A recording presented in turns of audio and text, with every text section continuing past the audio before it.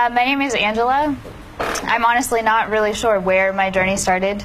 I grew up as I'm Native American, so I grew up on a reservation, which is probably not something that a lot of you are familiar with. But we're very spiritual, so my grandparents were always talking to me about the Creator and telling me stories, and that's what I grew up hearing.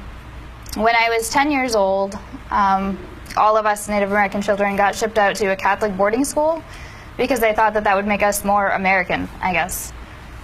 So I spent 2 years in a Catholic boarding school, and none of it made any sense. And the only thing that I really learned after the 2 years was that I'm definitely not Catholic.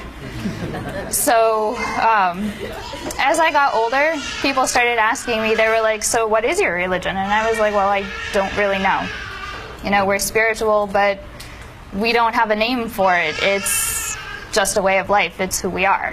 You know, you spend your whole day in prayer.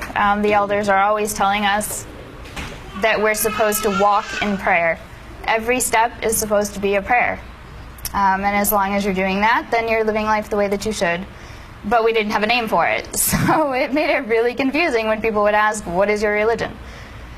So I started looking into other religions, and I started studying everything. Any religion that I could get information about, I was like, what is this? And eventually I would come to a point with all of them that I was like, this just doesn't make sense.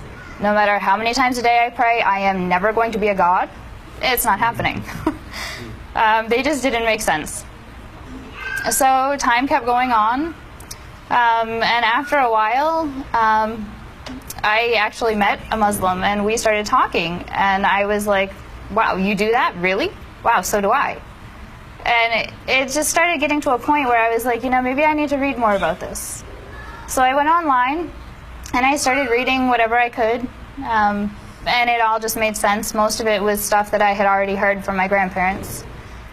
So it just seemed to make sense. So I kept reading, and I went to the grocery store one day, and we had this little bin in the grocery store. It was like books people would drop off, and they'd buy the books, and the money would be donated to charity. So right on the top of the stack was like all of these books about Islam. So I was like, cool, this is awesome.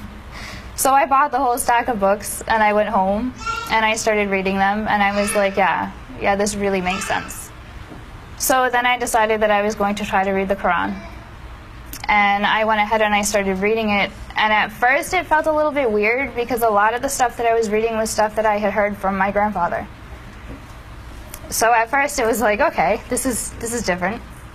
And I kept reading it, and I was like, wow, I've been doing this my whole life, and I just never knew it.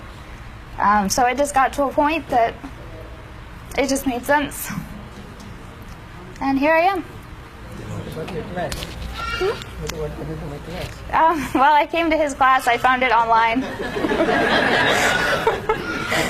I moved to Houston, and I was like, you know, I really need to do this, but I don't want to do it on my own. So I looked online, and I found Dr. Kazi's class, and him and his wife have been there for me every step of the way. And I thank them and Allah for it very much.